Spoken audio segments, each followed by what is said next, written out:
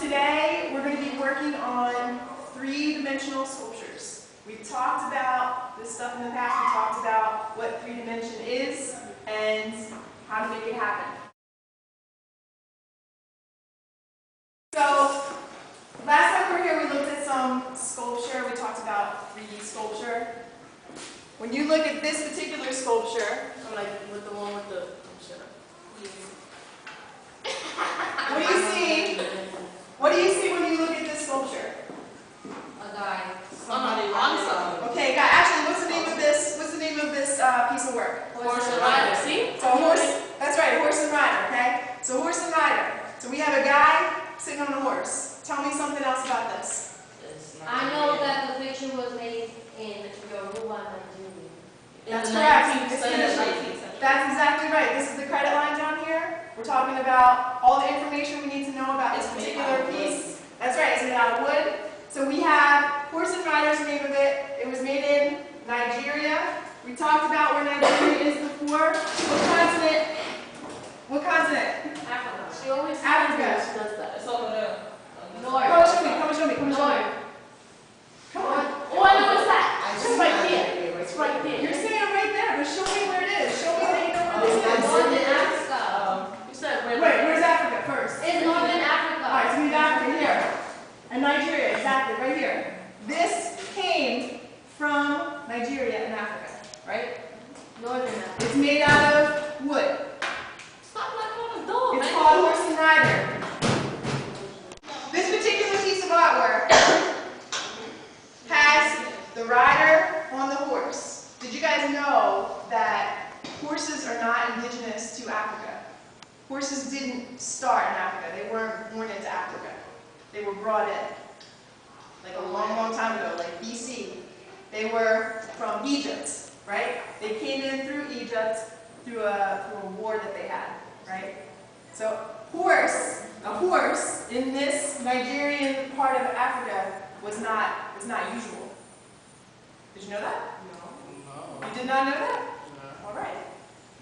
So this guy on this horse, it means something. We've talked before about symbolism. Remember that other lady that we had where she had a really big head? Right. This lady? This lady, we looked at her before. She had a really big head. She had a really big head. She had a lot of things going on in here. But pointy breast, exactly. Oh my God. This means something. Tell us about me. What does this big head mean? Intelligence. That's right, wisdom, exactly. What about the size? The size of this sculpture here. The size of the man in comparison to the horse. What about the size of the man in comparison to the horse? What do you think that means? The horses is just little. I'm sorry? The horses is just little. The horse is It's little. a baby horse. Maybe it's a baby horse. But what we're You seeing can with see he has like, instead of like a regular saddle, he has a saddle like with the pouch on the side. that's right. So that means he's maybe carrying going. something. Yeah, he's carrying something. He's going somewhere with this guy, right? So Messenger. this has a lot of symbolism in it. The horse, because it never actually came from this continent, means something. It means something that this horse is so small. And the word on the street is that this guy, he would have been maybe kind of a big, like a warrior kind of guy, because he is, the way he's standing on the horse, his stance means that he's kind of like being kind of tough like the horse is, right? So there's a part of this, there's a whole bunch of symbolism in this, right? Yay! Aluminum. I'm giving you guys 2 pieces of aluminum. All right? Some of you have worked with aluminum before. With this aluminum, we're going to be making our own symbolic figure. We're going to start with making an armature. An armature is, has anyone ever heard that word before, armature? Armor. All right, that's good. Protection. Okay, that's really good. It's like armor is like supposed to be pretty strong, and armature is basically a skeleton or a framework for a sculpture. So we can't just like start to throw foil up and say, oh, it's art. No, we're going to mold it. We're going to make a skeleton for our piece because we're going to be making a figure. The first thing I want you guys to do is to tear one piece in half. Like so.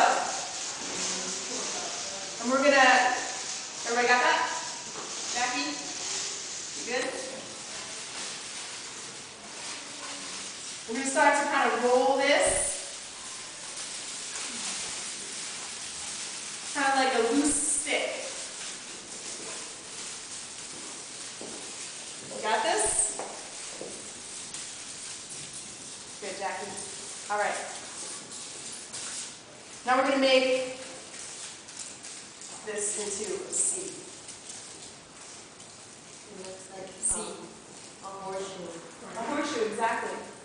What is this? All right. All right. Once you get this, pop it down.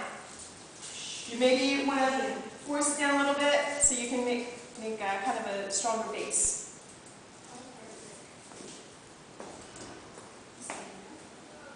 We now have our legs for our figure, for our sculpture. All right? Making your work.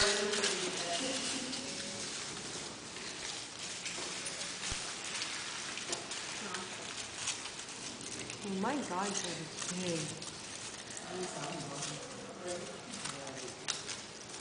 Okay.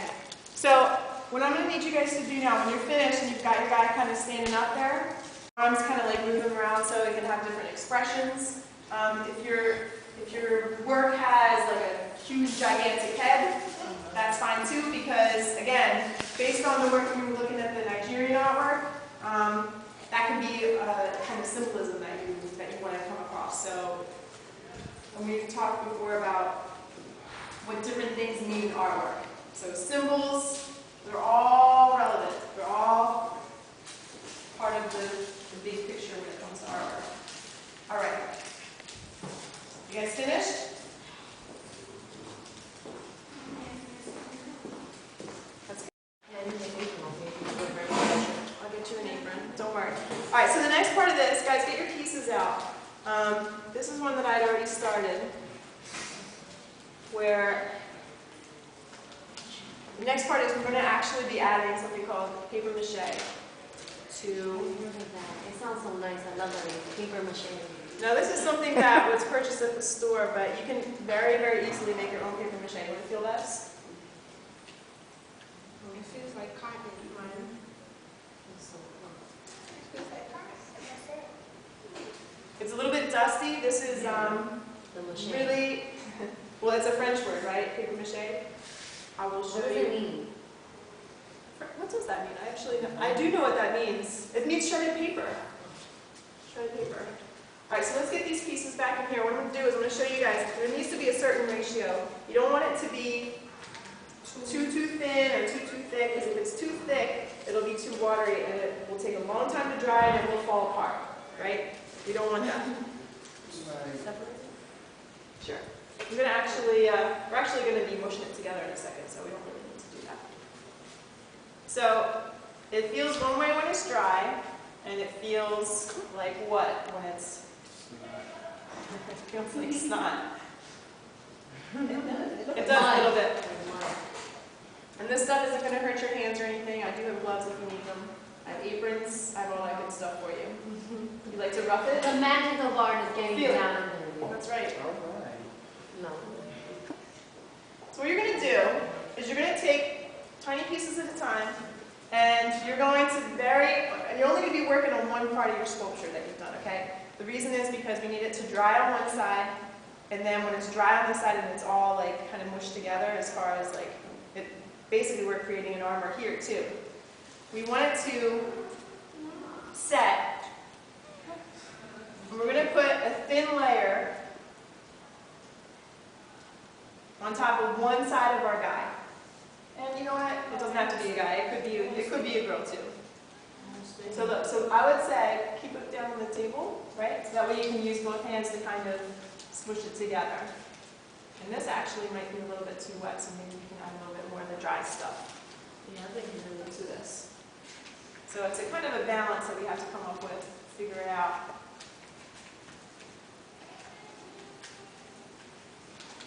So try that, see if that works.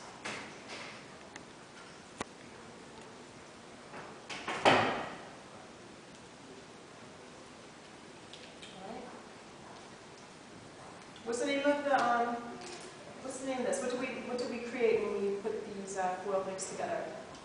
What's that word? magic. Not magic. Starts with an A. Talked about making the skeleton. Armor. Armor. Armature. Armature, correct.